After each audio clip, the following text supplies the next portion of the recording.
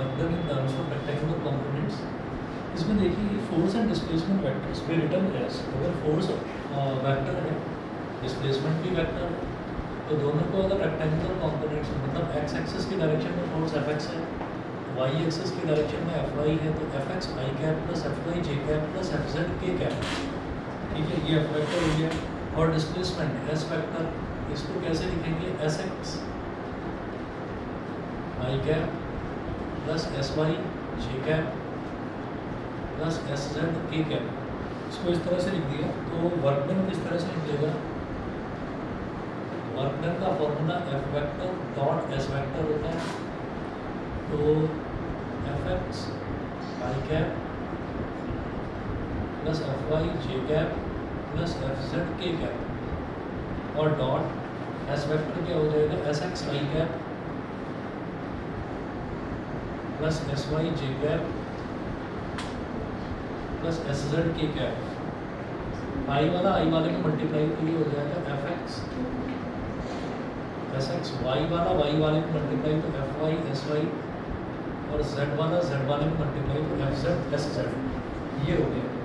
अच्छा, तो ये तो हमारा हुआ कि work done in terms of rectangular components. अब अगर हम ये कहें कि work done bye a variable force, हमारे पास अब जो फोर्स है वो फोर्स कांस्टेंट नहीं है, बार बार ना चेंज हो रही है, तो work done bye a variable force, variable force में वर्क डन कैसे निकाला जाएगा। Suppose a variable force F, suppose a variable force capital F acts on a body along the fixed direction, say x-axis. Let us calculate the work done when the body moves from the initial position xi to the final position xf under the force F. तो हमने इसमें क्या करा कि जैसे मान लीजिए अपने ना यहाँ पर ये कर रहे हैं कि work done bye a variable force,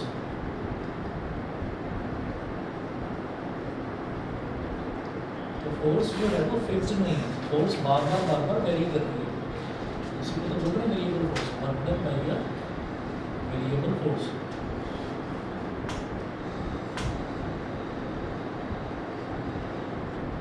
इधर लिख दिया एफ एक्स, एफ ब्रैकेट में एक्स, वर्क डन डिस्प्लेसमेंट है, डिस्प्लेसमेंट मतलब पोजीशन, वो एक्स हो गया इनका पोजीशन। और हमने ये कहा कि इसका ग्राफ ना कुछ इस तरीके से बनना है,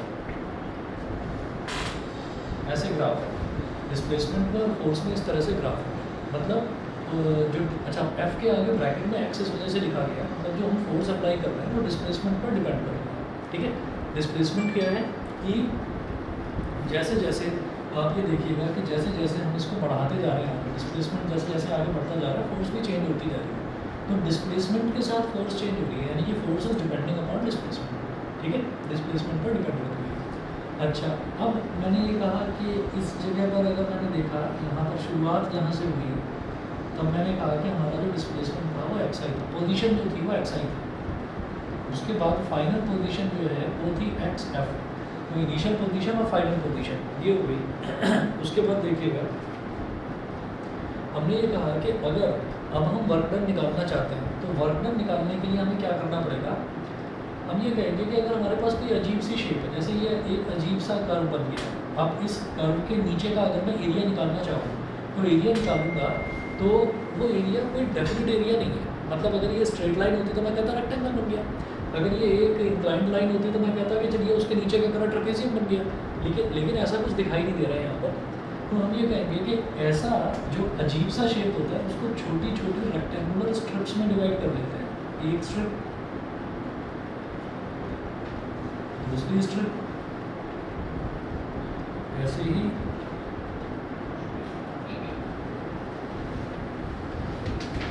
तीसरी स्ट्रिप, चौथी स्ट्रिप, और इन सारी स्ट्रिप्स को, ये जो छोटी छोटी स्ट्रिप्स हैं इनको हम ये कहेंगे कि ये स्ट्रिप्स कैसी लग रही हैं, जैसे रेक्टेंगुलर स्ट्रिप्स हैं, तो ऐसी रेक्टेंगुलर स्ट्रिप्स का एरिया निकालें और एरिया निकालकर उसको ऐड कर दें।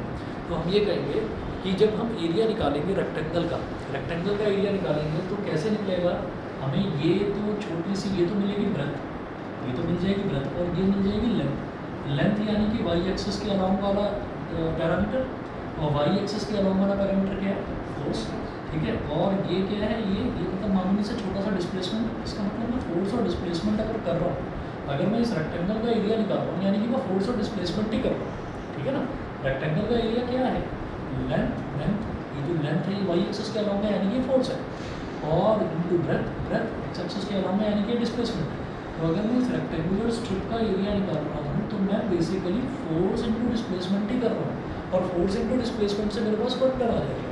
तो हम ये कहेंगे कि ये अजीब सा कर्व भले ही बन रहा हो, इसके नीचे मैंने अगर बहुत सारी स्ट्रिप्स बना दी और रेक्टेंगुलर स्ट्रिप्स बनाई और उनका एरिया निकाल रहा हूँ तो मेरे पास वर्क डन ही आ रहा है। अब जब वो वर्क डन आ रहा है ना तो उसके लिए हम ये कहेंगे कि यार ये छोटी छोटी स्ट्रिप्स काउंट करना फिर उनका एरिया निकालना है तो बड़ा मुश्किल है। तो उसी मुश्किल को आसान करने के लिए एक चीज़ बनाई गई है, इंटीग्रेशन। तो आप क्या करेंगे, आप एफ और एक्स को मल्टीप्लाई करके इंटीग्रेट कर देंगे।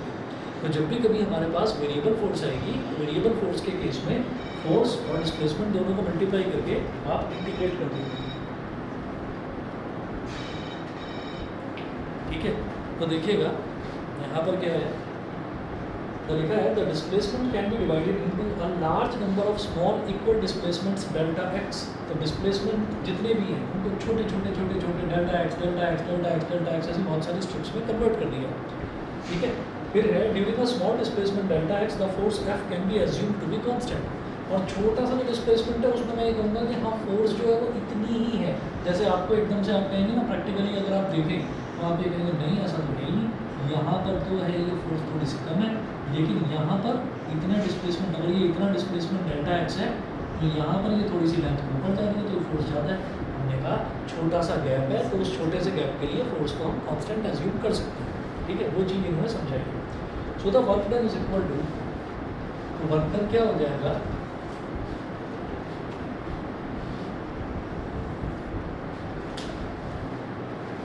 हमने कहा कि यहाँ पर कोई सा भी आप ले लें ये लेंथ तो ये इक्वल होगा फोर्स के, और कोई सा भी आप ये छोटा सा डिस्प्लेसमेंट ले लें तो it is equal to delta x. तो कोई भी आप लेंथ ले लें तो वो फोर्स, और कोई भी आप ब्रेथ ले लें तो दैट इज डेल्टा एक्स। तो हमने कहा वर्क डन कैसे निकलेगा, वर्क डन इज, ये साइन होता है इक्विवेलेंट का, work done is equivalent to F into delta x.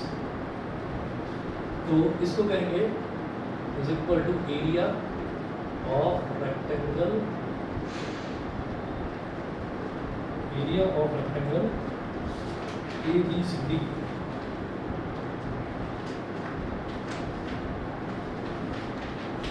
A B C D, small A B C D, notes में small A B C D कर दूंगा, मैंने capital A B C D लिखा है। ठीक है, वो कैसे हुआ कि ये वाला जो पॉइंट है इसको बोल दिया स्मॉल ए, ये वाला जो पॉइंट है इसको स्मॉल बी बोल दिया, इस वाले पॉइंट को स्मॉल सी और इस वाले पॉइंट को स्मॉल डी, तो ए बी सी डी। ठीक है, इस तरीके से हम इसका एरिया निकालेंगे। तो एक ये जरा सा वर्क डन निकला। ठीक है, अब हम ये कहेंगे कि adding areas of all the rectangles in the graph we get the total work done. तो ऐसे जितने भी रेक्टेंगल्स बन रहे हैं ग्राफ में, इस ग्राफ के नीचे ऐसे जितने भी रेक्टेंगल्स बन रहे हैं उनके सबके एरिया को अगर हम ऐड करेंगे तो टोटल वर्क डन आ जाएगा। तो टोटल वर्क डन हमारे पास ये आ जाएगा समेशन यानी कि sigma x i to x f delta x. तो एक्स आई से लेकर एक्स एफ तक जितने भी वैसे एफ इंटू डेल्टा एक्स ऐसे छोटे छोटे रेक्टेंगुलर स्ट्रिप्स हैं सबको आपने ऐड कर दिया। ये जो सिग्मा लगाते हैं ये सिग्मा लगाते ही एडिशन के लिए, इसलिए इसको समेशन भी बोलते हैं। ठीक है ना, उसके बाद देखिए let us take limit delta x tending to 0 on to the RHS of this equation as delta x is very very small. ठीक है, अब देखिएगा let us take limit delta x tending to 0 onto the RHS of this equation as delta x is very very small, thus the total work done is, हम क्या करेंगे कि W is equal to, हम ये जानते हैं कि delta x बहुत छोटा है, हमने लिख लिया ना कितना छोटा है कि it tends to 0, limit delta x tends to 0, ये हो जाएगा सिग्मा xi xf और f डेल्टा एक्स। ठीक है, अच्छा ये क्यों लिखा है मैंने, ये इस वजह से लिखा है कि हमेशा याद रखिएगा कि जब भी कभी दिखाना होता है ना कि मैं इंटीग्रल लिखना चाह रहा हूँ तो इंटीग्रेशन में क्या करते हैं कि समेशन लेकर और उसके साथ में ये limit delta x tending to 0 लिख देते हैं जो भी वेरिएबल है। मान लीजिए यहाँ पर डेल्टा वाई होता है तो मैं लिखता limit delta y tending to 0। ठीक है, और इसी की जगह अब मैं इतना लंबा चौड़ा लिखने की बजाय एक साइन लगा दूँगा इंटीग्रेशन का साइन लगा देंगे, और ये इंटीग्रेशन कहाँ से कहाँ तक हो जाएगा, ये होगा लोअर लिमिट एक्स आई अपर लिमिट एक्स आई, और इसको लिखेंगे F D x. Delta x को ही डी एक्स लिख देते हैं, जब इंटीग्रल का साइन लगाते हैं तो डेल्टा एक्स को ही डी एक्स लिख देते हैं, ठीक है जी। तो ये हो गया हमारा work done by variable force, ठीक। अब इसके बाद क्वेश्चन देख लीजिएगा। पहला क्वेश्चन देखिए, a cyclist comes to a skidding stop in 10 metre, a cyclist comes to a skidding stop in 10 metre, in this process the force of the cycle due to the road is 200 Newton and is directly opposed to the motion. A cyclist comes to a skidding stop. Skidding stop का मतलब क्या है कि cyclist जो है वो चल रहा था बड़ी तेज़ी से और उसने ब्रेक लगाई, और जब उसने ब्रेक लगाए तो धीरे धीरे ना वो स्किड करता करता वो रुकता है, और कितनी देर में रुकता है वो रुकता है 10 मीटर तक घिसटता हुआ, ठीक है। 10 मीटर तक उसकी साइकिल जो है वो स्किड करती है और तब जाकर वो रुकता है। अच्छा, in this process the force of the cycle due to the road is 200 newton. तो जो फोर्स लग रही है साइकिल पर वो कितनी लग रही है, वो 200 न्यूटन लग रही है, ठीक है। The force on the cycle due to the road, तो रोड साइकिल पर कितनी फोर्स लगा रहा है उसको रोकने के लिए 200 न्यूटन, ये फ्रिक्शन वाली फोर्स है, ठीक है। उसके बाद देखिए and is directly oppose to the motion, और वो मोशन का अपोज करती है भाई, तभी तो रोड की फ्रिक्शन वाली फोर्स ही तो मोशन का अपोज करेगी, तभी तो साइकिल रुकेगी, नहीं तो रुकेगी ही नहीं, ठीक है। इसके बाद आगे चलते हैं। इसके बाद देखिएगा ये पार्ट है, how much work does the road do on the cycle.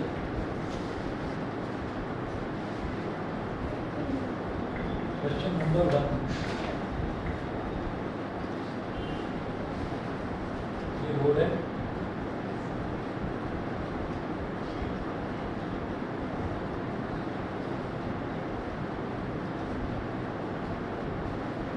ये साइकिल, ठीक है। साइकिल को ऐसे बनाते हैं, ट्रायंगल बनाकर 2 सर्कल और डंडा बना देते हैं, तो ये साइकिल है। अब आप ये देखिएगा कि यहाँ पर है how much work does the road do on the cycle, तो हम ये देखेंगे कि फोर्स कौन लगा रहा है, road.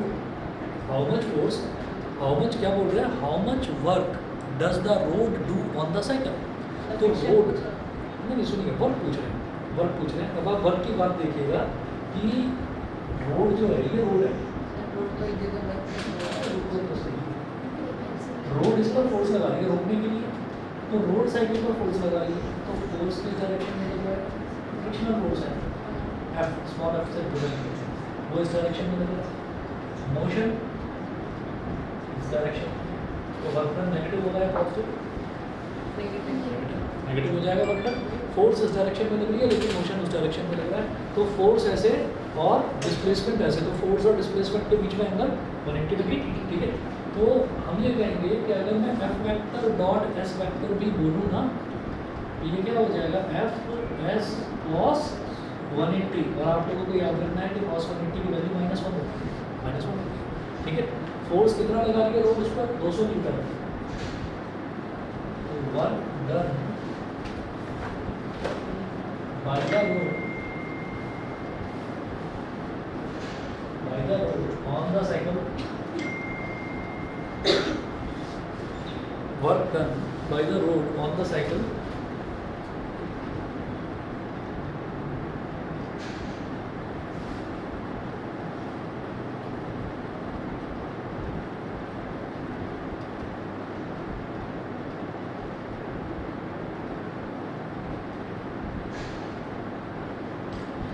work done by the road on the cycle is equal to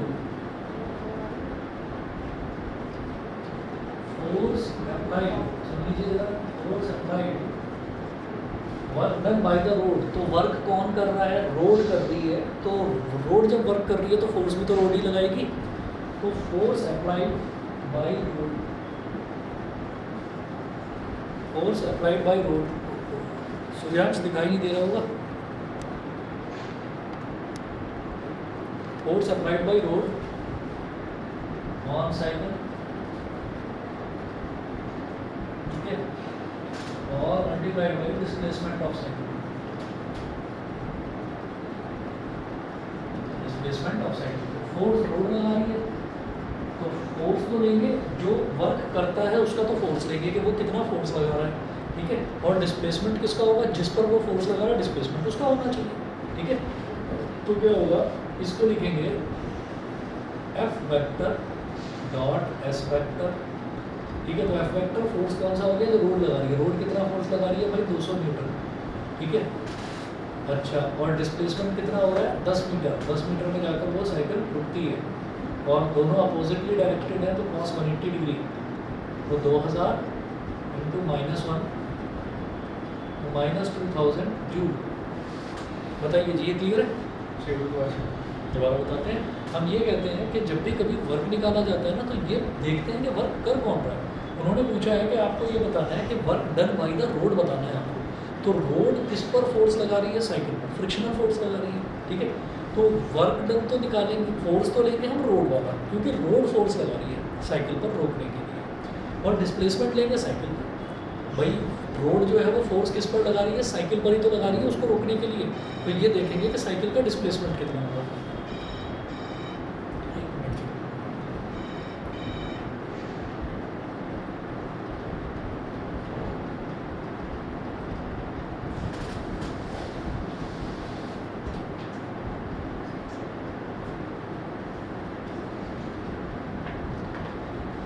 तो force applied by road on cycle into displacement of cycle. तो डिस्प्लेसमेंट हम लेंगे साइकिल का, क्यों? क्योंकि फोर्स तो लगाया रोड ने, ठीक है, और लगाया किस पर, साइकिल पर। तो साइकिल ही तो डिस्प्लेस होगी, तो साइकिल डिस्प्लेस हो रही है 10 मीटर तक, वो स्किडिंग स्टॉप हो रहा है उसका मतलब वो घिसटते हुए धीरे धीरे धीरे धीरे करके 10 मीटर में जाकर रुकती है। तो डिस्प्लेसमेंट हो गया 10 मीटर, और फोर्स अप्लाइड बाई रोड वो हो गई 200 न्यूटन, वो दे रखी है क्वेश्चन। अब आप ये देखिएगा कि फोर्स तो लग रही है इस डायरेक्शन में, फोर्स तो इस डायरेक्शन में, डिस्प्लेसमेंट हो रहा है इस डायरेक्शन में। तो फोर्स इस डायरेक्शन में, डिस्प्लेसमेंट इस डायरेक्शन में, तो दोनों के बीच में एंगल 180 डिग्री। वर्क डन का फॉर्मूला होता है F vector dot S vector.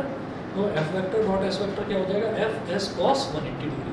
तो इसलिए करा है F S, actually small F लेना चाहिए मुझे, तो एफ एस कॉस 180 डिग्री यहाँ पर लिख दो, एफ एस कॉस थीटा, और थीटा कितना है 180 डिग्री। क्लियर है? ठीक है। अब ये अगर क्लियर है तो बी पार्ट भी क्लियर हो जाना चाहिए। बी पार्ट देखिएगा क्या है,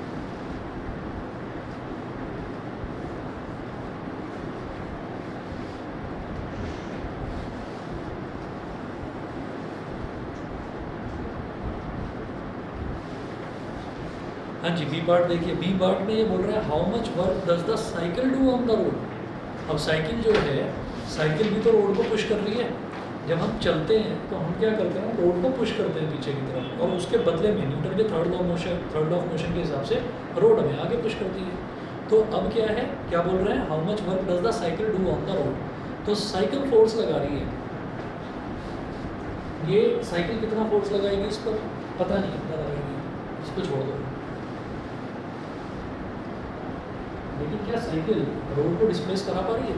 नहीं करा पा रही, तो डिस्प्लेसमेंट तो जीरो है, तो वर्क जीरो, ठीक है ना? नहीं समझे? ठीक। तो जब हम चल रहे हैं ना, जब हम चल रहे हैं तो हमारे ऊपर वर्क, भले ही हम थक रहे हैं लेकिन हमारे ऊपर वर्क कौन कर रहा है, रोड वर्क कर रही है हमारे ऊपर, तभी हम चल रहे हैं, ठीक है। और अगर ये कहा जाए कि हम भी रोड पर कुछ वर्क कर रहे हैं, नहीं भाई हम कुछ नहीं कर रहे, क्योंकि रोड तो वहीं की वहीं है, ठीक है। रोड डिस्प्लेस नहीं हो रही है। ऐसा नहीं है कि आपने चलकर ऐसे पीछे उसको पुश कर दिया तो वो रोड ट्रेडमिल का जो होता है वो बेल्ट उसकी तरह रोड भी पीछे जा रही है, ऐसा नहीं होता, ठीक है ना। चलिए तो देखिएगा, तब तो दोनों में हो रहा है, ट्रेडमिल में तो दोनों में हो रहा है क्योंकि आप उसको डिस्प्लेस कर रहे हैं, ठीक है। लेकिन उसके लिए भी एक इंस्टेंट लिया जाएगा, क्योंकि ट्रेडमिल का भी जो वो बेल्ट है ना वो घूमकर वापस आती है। तो मतलब अगर ये कहा जाए कि पूरा एक राउंड में कितना है, तो वर्क तब भी जीरो है। लेकिन अगर ये कह दिया जाए कि एक सेकंड में कितना है,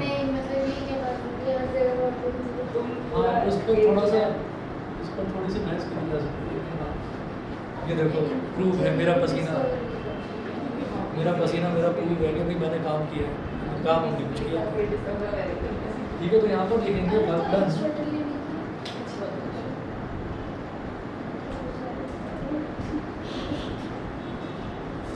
work done by the cycle on the road. अरे भाई अब तुम ये छोटी छोटी बातें छोड़ो, तुम्हें बड़ी जिम्मेदारी मिली है, तुम्हें देश के लिए और समाज के लिए कुछ कर दिखाना है, कुछ करना है। वो उसको हाँ वो समझ नहीं रही है, अभी वो अपना किरदार नहीं समझ पा रही, किरदार बदल चुका है। Work done by the cycle on the road, तो इसमें क्या है, force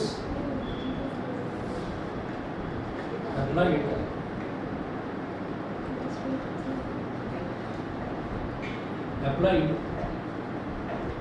by the cycle on the road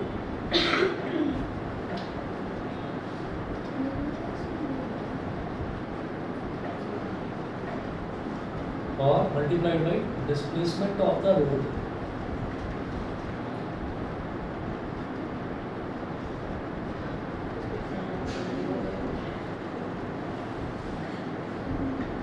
तो ये तो F हो गया और डिस्प्लेसमेंट कितना है 0, तो 0 हो गया, ठीक है।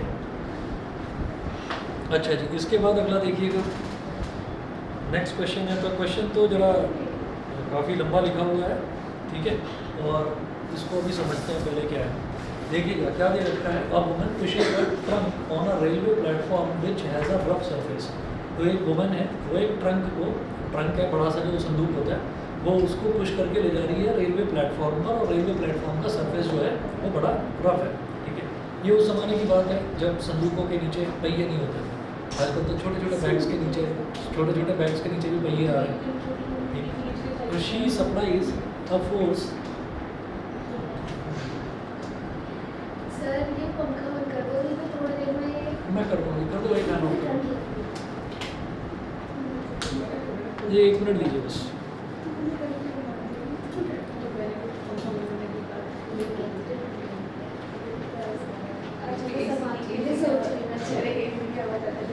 पानी पी लो।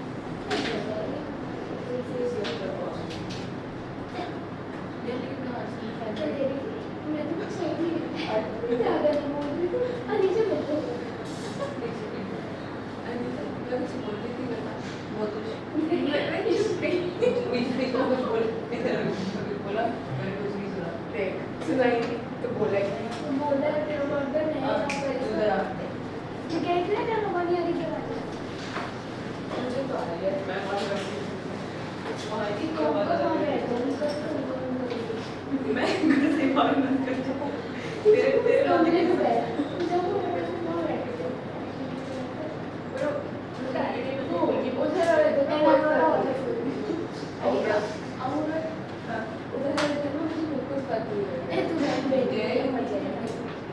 ही नहीं लग रहा है क्योंकि फैन स्पीड ज़्यादा है और वॉइस पे कर रखा है।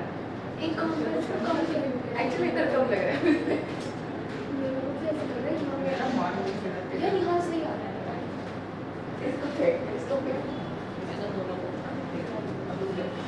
ये सारा सब घूम लेंगे। हाँ इधर मिला रही है, ये सही है। अब एसी सामने आ वहाँ एसी सामने नहीं पड़ रहा है। हाँ जाओ बाहर बैठ दो। वंशिका पहले तुझे देखूंगी, पहले ही मुझे भी क्यों देखूंगी ना, हीरो तो देखूंगी, देख यार पता नहीं से कौन कर रहा है, बोल कौन वही बोल कौन रहा है यार। मुझे बहुत सुनना कुछ लगी मैच में नहीं कर मेरे को कहती है हीमोग्लोबिन निरंतर रक्त छोड़ के आती है, हीमोग्लोबिन नहीं करती है मेरे को कहती दिमाग हमेशा कहती है अच्छा था। और मैं सुन लो पता है जब बैच मिल गया तो हम लोग होम क्लास में बैठे छाना में बिठा रहे थे, तो हमें सबसे शौक लगा जिंदगी पहली बार मैच मिला तुझे। सुन लो तो हमने 2 दिन बाद मुझे भी हुआ ही पहली बार है यहाँ ना हमारे सामने पहली बार हमारे 400 क्लास तो मैम बोलती Ayushman nutrition what is this happening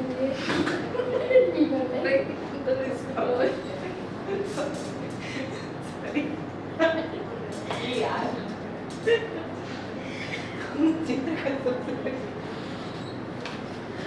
तुम्हारे काम मुंह पे एक्ने आ गया तो पिटेगी। एक बात है तुम दिन बोल रही ना तो तुम मुझे घर से बाहर करने की मुझे कहती है एक्ने तो पिटेगी। सही पे भाई अगर आ गया तो इतना डरता हुआ कि देखा मैंने किसी को एक्ने से ब्रो कौन गया था मुझे निशान रह जाता है ऑलरेडी बहुत निशान ओके मैम अच्छी बात है। अरे इधर कहाँ बैठ के इधर तो डायरेक्ट हवा लगती है। नहीं सर, नहीं लगी। सर इसको पता नहीं चली। आज आपने शायद फैन स्पीड ज़्यादा कर रखी है ना, इसीलिए। नहीं आज मौसम अच्छा है तो मैंने हाँ। 20 मुझे इसका टेम्परेचर बढ़ा देना चाहिए। अरे इसमें लात लगी है क्या? हाँ लगा है पक्का, पैर वैर कुछ हिल गया ये।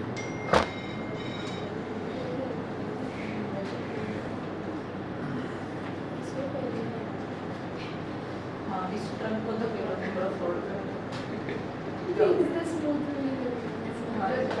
जाओ तो केवल। हाँ जी, अब सुनिएगा क्वेश्चन अच्छा है ये। A woman pushes a trunk on a railway platform which has a rough surface. She supplies a force of 100 Newton over a distance of 10 metre. ठीक है, तो 10 मीटर तक वो उसको पुश करके ले जाती है और फोर्स लगाती है उस पर 100 न्यूटन की। उसके बाद आगे चलते हैं। आगे क्या है? Thereafter she gets progressively tired and her applied force reduces linearly with distance to 50 newton. उसके बाद वो 10 मीटर तक उसको पुश करने के बाद थक जाती है और उसके बाद क्या होता है कि उसका जो अप्लाइड फोर्स है, अप्लाइड फोर्स कितना था? 100 न्यूटन था।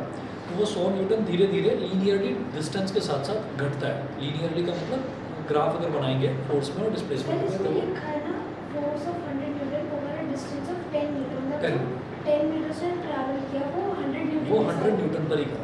और उसके बाद 10 मीटर के बाद में वो थकती है और फिर धीरे धीरे उसका फोर्स घटता चला जाता है। The total distance by which the trunk has been moved is 20 metre. Plot the force applied by the woman and the frictional force plot the force applied by the woman and the frictional force which is 50 newton. Calculate the work done by the two forces over 20 metre. ठीक है, मेरे को graph बनाना है। अभी आप graph देखो मत, इसका पेज नंबर 5 पर ही आ जाओ बस। ठीक है, तो ग्राफ देखिएगा कैसे बनेगा इसका। क्वेश्चन आपको समझ में आ गया कि वो 100 न्यूटन का फोर्स लगाती है, 100 न्यूटन का फोर्स लगाती है और 10 मीटर तक उसको पुश करते हुए घसीटते हुए ले जाती है। उसके बाद क्या होता है? उसके बाद धीरे धीरे जो है उसका जो फोर्स है, अप्लाइड फोर्स, वो घट जाता है क्योंकि वो थक जाती है। और वो घटेगा भी कैसे? जैसे ये है ना, ये ऐसे ये कर्व बन रहा है इस तरीके से। ये लीनियर कर्व नहीं है, ठीक है, ये कर्व है, लाइन नहीं है, लीनियर नहीं है। तो लीनियरली मतलब स्ट्रेट लाइन की तरह से घटेगा वो फोर्स। देखिएगा ग्राफ कैसे बनाएंगे सिर्फ इस इंफॉर्मेशन से। तो ग्राफ जो बनाते हैं तो वो फोर्स और डिस्प्लेसमेंट के बीच में, एफ और एक्स के बीच में बनाते हैं ग्राफ।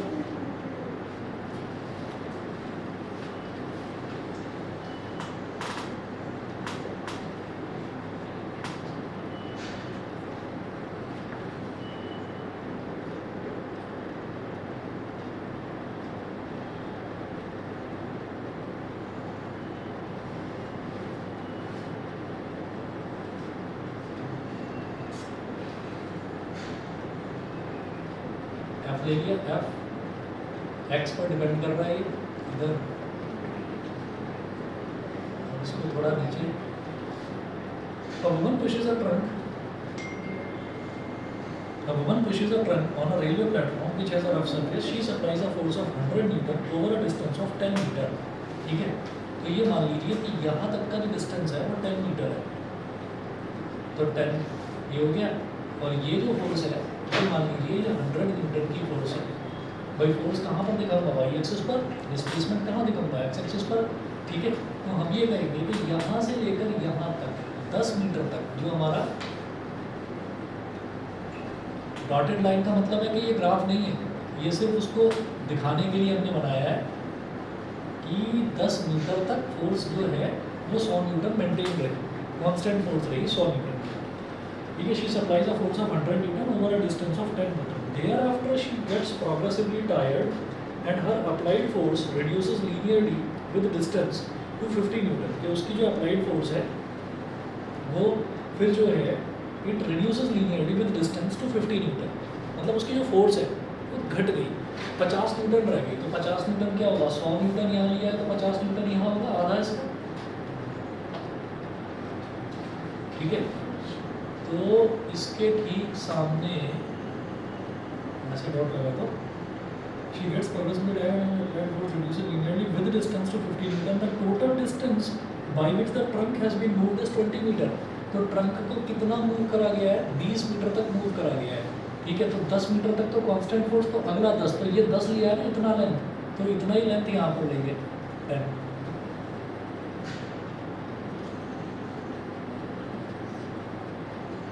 ये 50 के ठीक सामने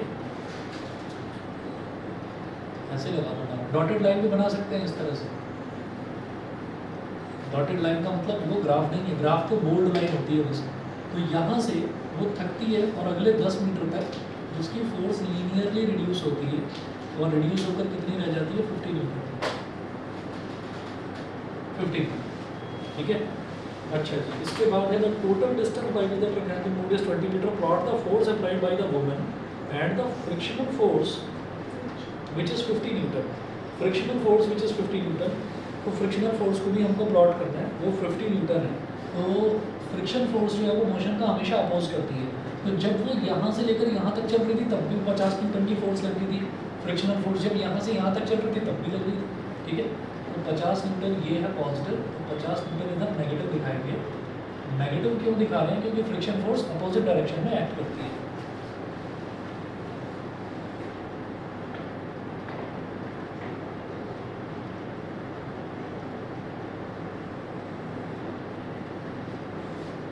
ये हो गया स्मॉल एफ, ब्रैकेट में लिखिए फोर्स ऑफ फ्रिक्शन,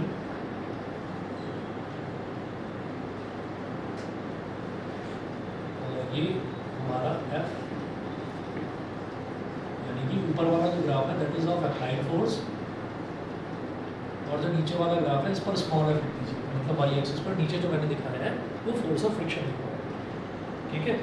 अब आप ये देखिएगा कि यही ग्राफ दे रखा है पेज नंबर 6 पर आने का। उसके बाद वो क्या कह रहे हैं, लास्ट लाइन देखिएगा।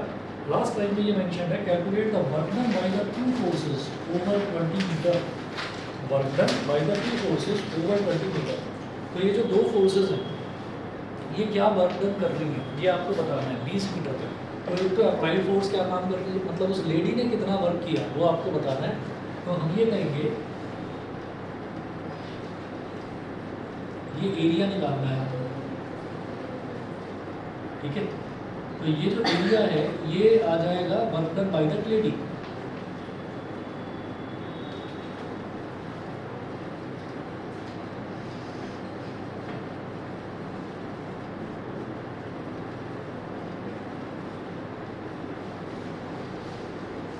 तो इसको बोल दो O, इसको बोल दो A, B, ये वाला जो पॉइंट है इसको बोल दीजिए C, इसको बोल दीजिए D, इसको E, इसको F।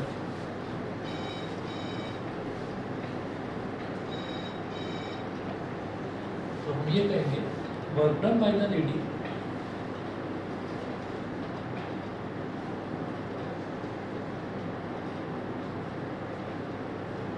Is equal to area of rectangle. हमने देखा था ना कि अगर हमारा फोर्स और डिस्प्लेसमेंट के बीच में हम ग्राफ बना रहे हैं तो फोर्स और डिस्प्लेसमेंट वाले ग्राफ में जो एरिया बनता है वो एरिया जो है वही हमको वर्क डन दे देता है। तो क्या कहेंगे कि area of rectangle O A B F, rectangle O A B F plus area of triangle B C D,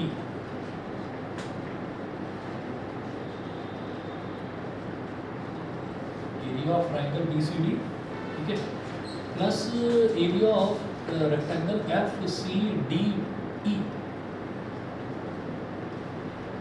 area of rectangle F C D E.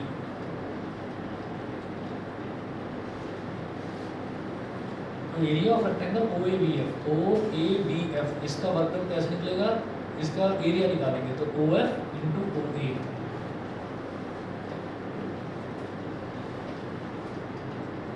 Plus area of triangle B C D. Area of triangle B C D कैसे निकलेगा, half C D into B C, half base into height होता है तो half C D into B C.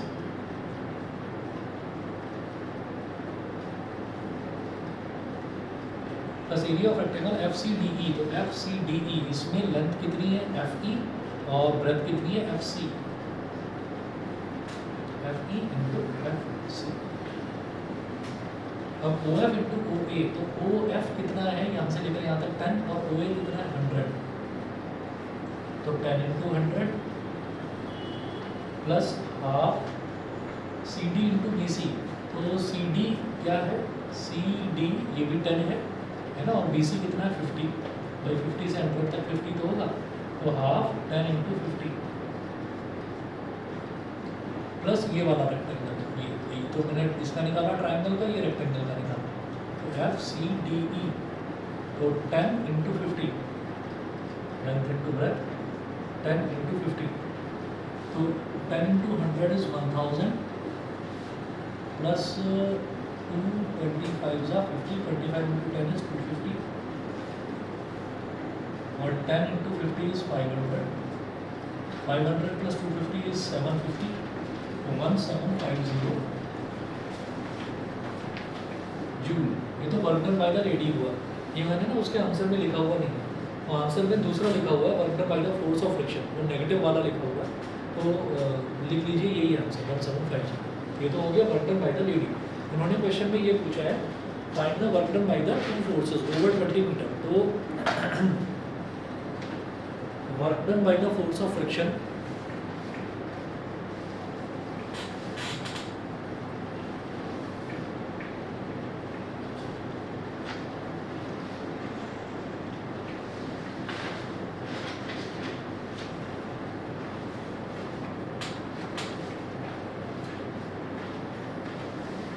work done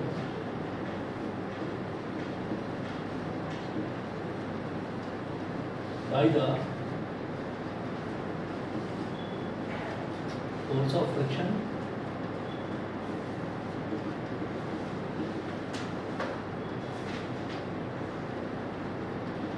work done by the force of friction, तो इसके लिए क्या करेंगे, ये जो नीचे वाला है इसका एरिया निकालेंगे, ये जो नेगेटिव वाली साइड है मतलब फोर्स ऑफ फ्रिक्शन इसका, तो इसको बोल दीजिए O A B C D E F तो कर ही दिया था, इसको जी बोल दो,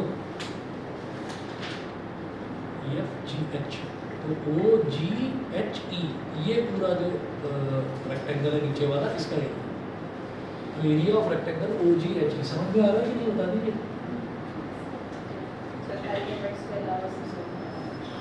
इसके आपने जो अल्फाबेट्स की लेबलिंग करी तो जैसे आप हाँ वो जरा थोड़ा गंदा सा हो गया, O A B C D E F, वो दिखाने के लिए कि कौन कौन सा रेक्टेंगल कौन कौन सा ट्रायंगल, इसमें area of rectangle O G H E, O G H ई।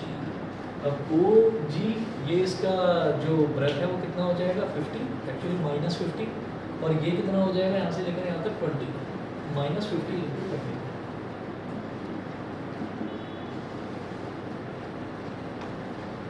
इसके आगे 2 जीरो लगाइए तो -1000 जूल। ठीक है जी, क्लियर है। उसके बाद एक क्वेश्चन और है, ये बताता हूँ। A particle moves along the x-axis from x is equal to 0. A particle moves along the x-axis from x is equal to 0 to x is equal to 5 meter under the influence of a force given by F is equal to 7 minus 2x plus 3x square. Find the work done in the process. ठीक है, अब ये देखिएगा कि force जरूरी नहीं है कि फोर्स एक कांस्टेंट फोर्स हमको दे रखी है, यहाँ पर फोर्स डिस्प्लेसमेंट पर डिपेंड करती है। F कितना दे रखा है 7 minus 2x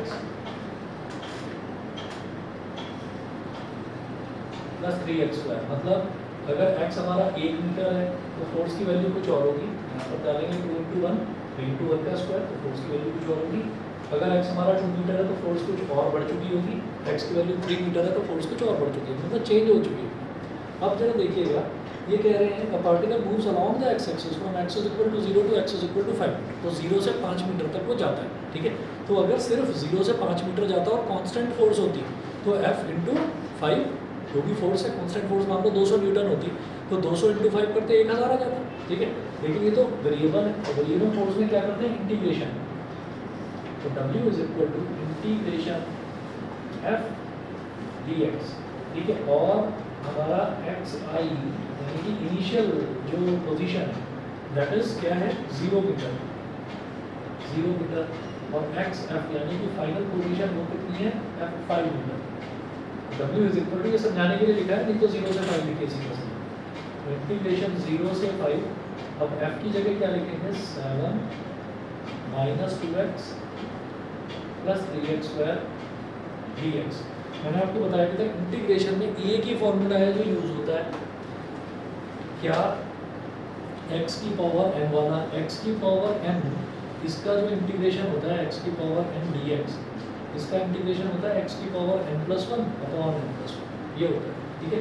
और जब कोई कांस्टेंट टर्म है जैसे 7 है तो 7 का इंटीग्रल हो जाएगा 7x, कैसे, क्योंकि 7 लिखा हुआ है तो इसका मतलब लिखा है 7 इंटू एक्स की पावर 0, तो 7 will remain as it is और x की पावर 0 का हो जाएगा x की पावर 0 प्लस 1 अपॉन 0 प्लस 1। भाई पावर में 0 है ना, x की पावर 0 मतलब 1, तो x की पावर 0 प्लस 1 अपॉन 0 प्लस 1 तो वो x हो जाएगा। तो इनका क्या बनेगा देखिएगा, ये 7 will remain as it is और इसके साथ x आ जाएगा, minus 2 will remain as it is, x का इंटीग्रल x स्क्वायर अपॉन 2। भाई x का मतलब क्या है, x की पावर 1, x की पावर n है तो x की power n plus 1 upon n plus 1, x की पावर 1 है तो x की पावर 1 प्लस 1 अपॉन 1 प्लस 1, यानी कि x की पावर 2/2। ऐसे ही जब x की पावर 2 है तो उसका क्या हो जाएगा x की पावर 3 अपॉन 3, ये हो गया इंटीग्रल।